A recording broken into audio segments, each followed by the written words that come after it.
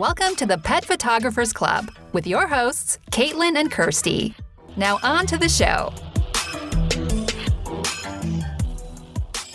Hi, and welcome to Season 8, Episode 2 of the Pet Photographers Club. I'm your co-host, Caitlin McCall, and today I want to chat to you about 3 mistakes that you might be making in your pet photography business. Now, before we dive into this episode today, right off the bat, if you're listening or watching this live, the Pet Photographers Virtual Conference is in 1 week's time. It's very, very exciting. You can still get tickets.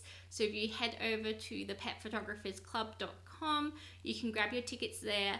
Use the promo code CLUB50 and you'll get $50 off for listening to our podcast. So thank you for that. But yeah, I just wanted, just in case you are listening to this live, to start with that because it's really, really exciting. Basically, it's 3 days of live events. There are so many different presentations, awesome speakers that we have on board. There's a replay week, so if you can't catch any of the presentations live, don't worry, you still have a chance to catch up on that. But yeah, it is really awesome. If we do say so ourselves, we're really, really proud of it. We've been getting little sneak peeks of what the presenters are going to be sharing with everyone, and it is like note-taking, awesome, amazing, actionable stuff. Anyway, without any further ado, let's dive into today's episode. 3 mistakes that you might be making in your pet photography business. Look, the realization that your business isn't quite working out the way that you want it to be working out, whether or not that's the fact that the last few sessions that you've had or the last few clients you have really haven't been the sort of ideal client that you want to be working with, or maybe you're new to pet photography or new to photography and you're feeling like you are never going to be making that consistent income, or you're just feeling like your brand is off and the direction that you're heading in isn't where you want your pet photography to be going. Whatever it is, we have all been there. I've been there. It's a scary feeling, but know that there's always a way to improve and to start turning your business into what you really want it to be. So, when did I start Rag Muffin? 10 years ago.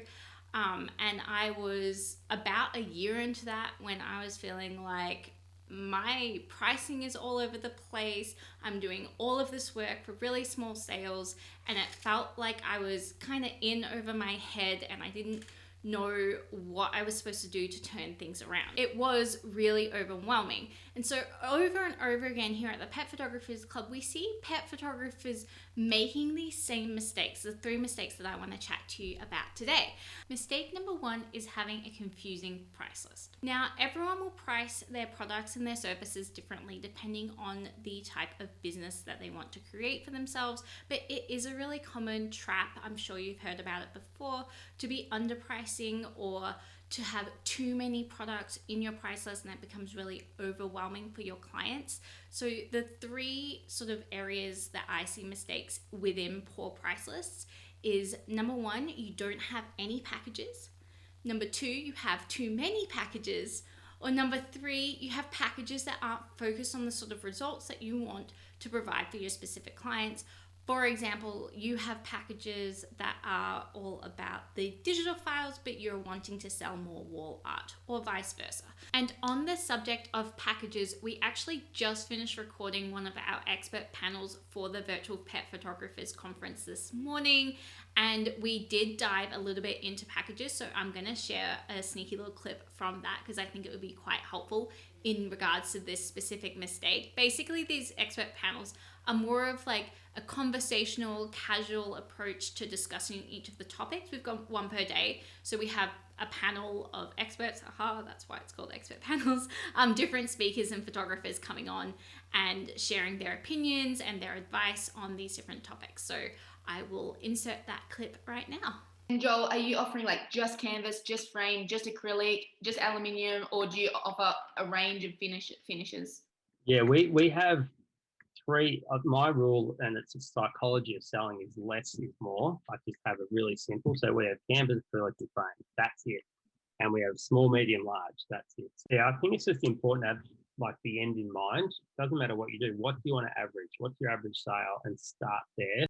With Caitlin, she's got 4 packages. Did you say you got 4 packages? Yeah. Yeah, 4 packages. Yeah. So if my clients want to do packages, I always say 3 or 4, and you're always going to sell those middle 2 more often than not. Yes, sometimes you have a client who comes along and they're like, I want this one feature piece above the wall. Awesome, great. They know exactly what they want. But I would say 9 times out of 10, my clients need a lot of coaching. They need that pre-education process. They need a lot of information, and I am the expert who's there to guide them. You are the expert who's there to guide them. Having packages is a really easy way to communicate to your client. This is what other people usually purchase. So pick from here, basically. So for me personally, I have 4 different packages, and essentially most clients pick between those middle 2 packages. That's just the psychology of pricing. So you have your lowest tier package, 1 or 2 in the middle that you will steer most clients towards, and then your upper package, which I have a handful of people that might purchase that per year, but mostly it's there to sort of cap the price range, if that makes sense. So if you're really struggling with your price list and you're finding the sales process difficult with your clients, I strongly recommend you try simplifying your products and your packages. 3 to 4 packages, simplify your product lines, and it becomes a lot less overwhelming for clients. If you are interested in learning more about pricing and the sales process, we have a few different presentations in the virtual conference coming up. Alex Cerns from Houndstooth Studios will be doing a 90-minute presentation with her business bootcamp. We also have a virtual sales presentation, which is sponsored by Fundy. So if you are interested in learning how to do the whole sales system, but online for your clients, that's a really good one to tune into. Kimberly Bacheri is also going through a high-end client experience. So that's a really great one as well. The next mistake, number 2, is marketing overwhelm. Too many eggs in your marketing basket. So marketing yourself and getting clients through the door is really tough. I know. I used to try and get my name out there every way I possibly could. I was on every social media platform. I was at every pet event, every expo, constantly trying to publish content, update my blog, so much more. The problem with that is when you're sharing your attention with so many different marketing platforms, it can become really difficult to actually put in enough effort to what's working.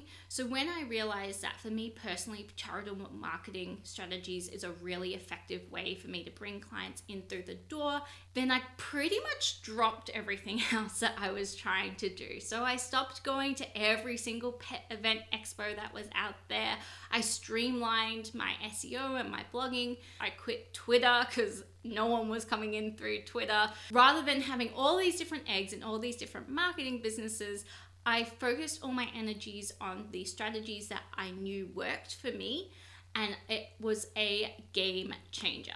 So I'm not going to dive into charitable marketing right now.